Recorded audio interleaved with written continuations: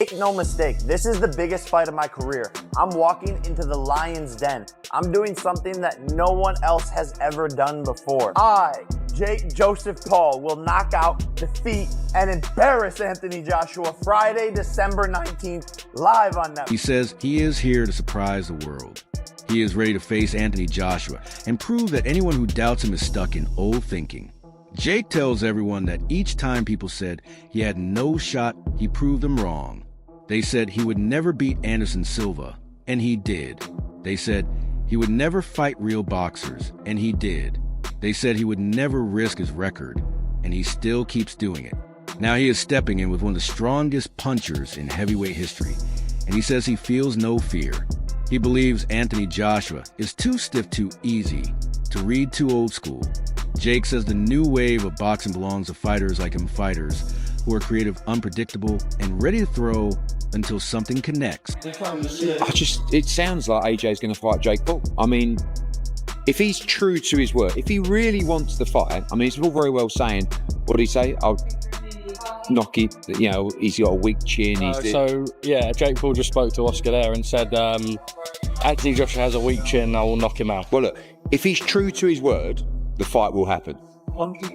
Next. But whenever I know, but I can't believe, you know, and it's great that Tyson Fury's saying that Jake Paul's going to win, and people, I mean, like, maybe I've just lost my mind. But if they truly want that fight, you know, I reached out to Nikisa earlier, we're going to have a chat next week. If they truly want the fight, we can make actually the fight that does the biggest numbers in the sport. Forget Canelo Crawford. That doesn't even touch the surface of, and I can't believe I'm saying it, of AJ against Jake Paul. But if I can beat Jake Paul, then excuse my French, what the fuck is Anthony Joshua going to do to Jake Paul? I think my dad said that AJ could beat him with his prick, and I completely will back that up. Even if AJ had a broken arm in there, it still wouldn't go past a minute. To be quite honest with you, and as a safety aspect, there's no way that fight can go ahead. At the end of the day, my God, how good does it make me look? He gets beat by Jake Paul. That automatically makes me two-time heavyweight champion of the world, doesn't it? There's no proper way. I've got to laugh about it. How are we even talking about this? He got his nut boxed off by me a little over 2 years ago, and now all of a sudden he's talking about fighting Anthony Joshua. It's like, come on. Like, you can't be serious. He can't beat me. I'm not Anthony Joshua, am I? So people are laughing at Jake Paul, and analysts are calling this fight crazy. Legends like Mike Tyson and Joe Rogan have given their opinions, saying this matchup is unreal and very dangerous. Jake Paul is around 6 feet 1 inch, while Anthony Joshua is 6 feet 6 inches, and a former world heavyweight champion with knockout power in both hands. On paper, this should not even be close. But Jake Paul says that is the exact reason he took it. He wants the challenge. He wants the risk. He wants a night where nobody believes in him, so he can prove everyone wrong. No amateur fights. What's he had, about 10 or 12 fights? Yeah, fights. I'm not sure what he's had. And, you know, you look at the opposition he's had, and people saying, when's he going to fight somebody? He stepped up. He's stepping up to a two-time world champion, a genuine heavyweight, a proper heavyweight champion, and an active fighter. And this is a big moment for him. And you got to take your hat off to him for that. As regarding AJ, I'm sure AJ's wants a fight back after that, you know, that unbelievable loss he had against Daniel Dubois. That's quite an emphatic loss. He wants to come back, get himself, dip his toe in the water. He's going to get paid a lot of money for this. This fight's going to generate a lot of money because, for me, it's a fighter. Jake Paul's going to be a massive underdog against a big favourite, a big odds-on favourite. Can he do it or not? This is a car crash, and people will watch it because that's what people do at car crashes. That's what this is.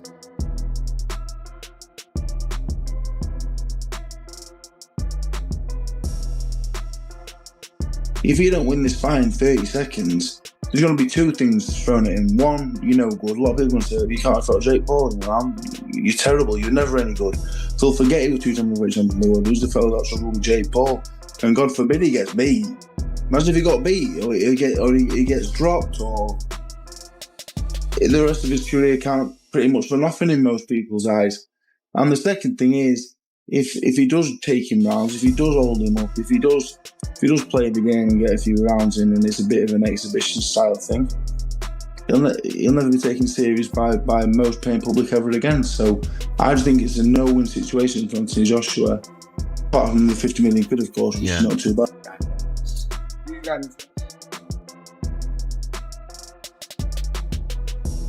Who the fuck is he fighting? Jay's good. I'm not betting on this fight.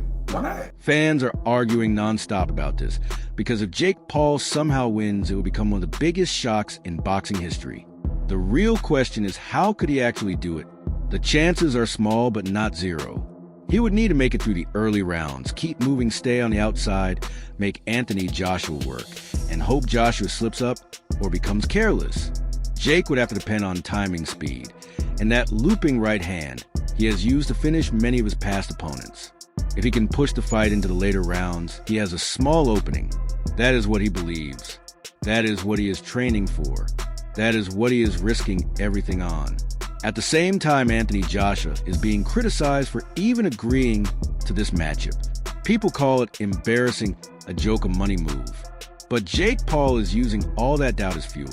He says everyone looks down on him because they do not understand what he is really chasing. Francis Ngannou. This is a fight. I know, but what I'm saying People are going in there, their health is at risk. But the only reason they're put someone in there in a ring. I know, Jay. And you say the only reason we're doing it is for money. That don't sit right with me. Fine, then don't buy it. Is Jake Paul at risk, and isn't everything about money, and who cares? Well, of course he is, but that's what bothers me, right? If Anthony Joshua was to do what he done to Ngannou, to Jake Paul, that's like life-changing injuries, potentially fatal. There's got to be some sort of contract being signed here, like, look, pull your punches a little bit, mate. If it was real, it'd be dangerous. But the annoying thing is people are going to go on about this as if it is real.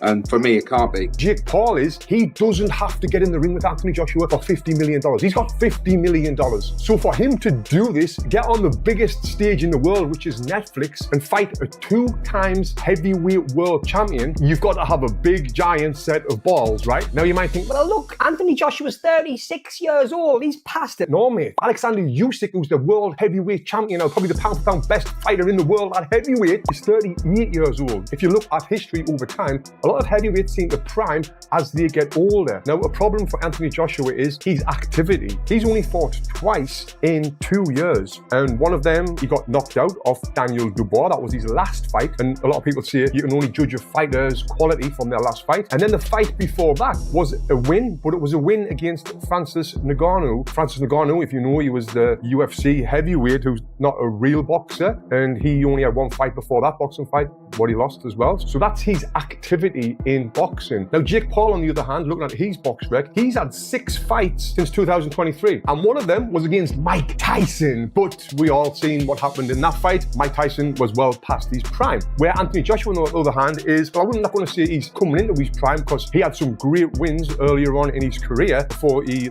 lost to Usyk twice. And by the way, when he did lose to Usyk, the last one was a split decision. It was a pretty close fight. So now this fight is matched, and I just want to look at the tail of the tape. Now, looking at the age difference, we've got 28 years old compared to 36 years old. So I guess the advantage there goes a little bit towards Jake Paul. 28-year-old is better than a 36-year-old. But that being said, we've got talking about experience and everything else, what comes with being 36 years old at Anthony Joshua's level. And then, like I mentioned, the heavyweights kind of seem to prime a little bit older. Now, come down to the height and the weight. This is the big one. 6'1" versus 6'6". 200 pounds versus 252 pounds. We got a 252 pounder in Anthony Joshua. The reach advantage is a lot, which we would expect. Amateur fights, we can see that Jake's only... He says he is building an empire. He is shaping a legacy and taking risks no one else in boxing would dare to take in December. The world will be watching. Is Jake Paul truly ready to step into a real heavyweight fight with one of the most dangerous fighters of the last 10 years? Or is this the moment where his hype finally hits a hard stop? People may love him or hate him, but they will watch. Because if Jake Paul has even one moment of success against Anthony Joshua, the world will explode with reaction. And if he wins, boxing will never look the same.